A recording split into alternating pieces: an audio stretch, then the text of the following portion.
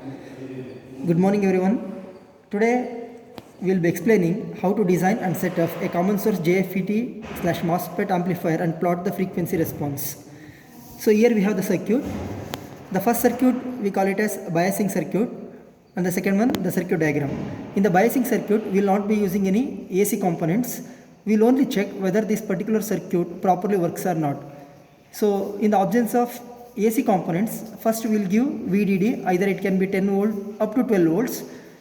So the biasing condition is when I give VDD equal to 10 volts, then VDS should be half of the maximum. Since I am giving you 10 volts, then VDS should be equal to 5 volts. If I am giving 12 volts, it should be equal to 6 volts. So across D and S, drain and source, I will be observing voltage, that is VDS should be half of the maximum. Now we will understand the design part of this particular experiment. So VDD we have taken 10 volt. So VDS will be half of the maximum, that is 5 volts. For an FET, let's assume IDSS equal to 8 milliamperes and pinch off voltage VP is minus 4 volts and gate to source voltage is minus 1.8 volt. So when we check during biasing, we will get this voltage. So we have the formula to calculate drain current. ID equals IDSS into 1 minus VGS divided by VP whole square.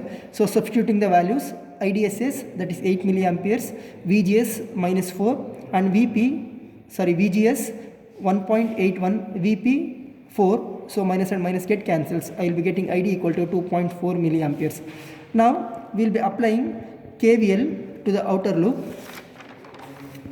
So this is the loop I am considering, that is outer loop.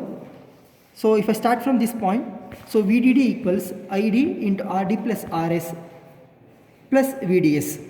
So RD plus RS equals VDD minus VDS divided by ID. VDD we have taken 10, VDS half of that one 5, ID 2.4 milli. So if I calculate, RD plus RS will be equal to 2.1 kilo ohm. So we are splitting 2.1 kilo ohm in such a way that one value, that is RD is 1.5 and RS is 820, it is approximately equal to 2.1 kilo ohm. So both values, since we have in the laboratory the standard values, we are splitting 2.1 so that it can become equal to 2 available standard values.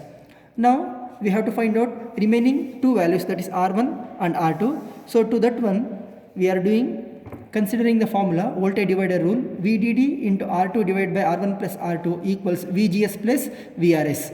So R2 divided by R1 plus R2 equals VGS plus ID into RS. So this ID into RS is equal to VRS, that is voltage equals to current into resistance from Ohm's law divided by VDD. So substituting the values, VGS 1.81 we have, ID 2.4 milli, RS 820 ohms divided by 10, we will be getting 0.15. So R2 divided by R1 plus R2 equals 0.15. So then we will simplify, R2 equals 0.15 into R1 plus 0.15 into R2. Then simplifying, I will be getting R2 by R1 equals 0.176 or R2 equals 0.176 into R1. So we will take any standard value, a larger value for R1. So if I take R1 equal to 82 kilo ohm, then substituting R1 as 82 kilo ohm, I will be getting R2 equals approximately 14 kilo ohm. So this can be done in the circuit diagram using a DRB. So R2, either I can use a DRB or a constant value. Now the same circuit is connected in the diagram here. So we have FET, that FET is BFW10. So we all know that how to find out source, drain and gate. So here we have a notch, near to notch there is source, moving in the clockwise direction this is drain and this is gate. So you can simply remember SDG. In the same manner we have connected here, though we have connected a FET, two coupling capacitors CC1, CC2, R1, R2, RD, RS and a 100 microfarad a capacitor here. So input is taken from signal generator, that is 0.2 volts. Since we are doing amplifier circuit, so we are giving input in terms of millivolts, output will be in terms of volts. So 0.2 volts or 20 millivolts is connected from the function generator. So we have done the circuit. So in the output which we are observing in the CRO, we have used two channels, channel 1 for input, channel 2 for output.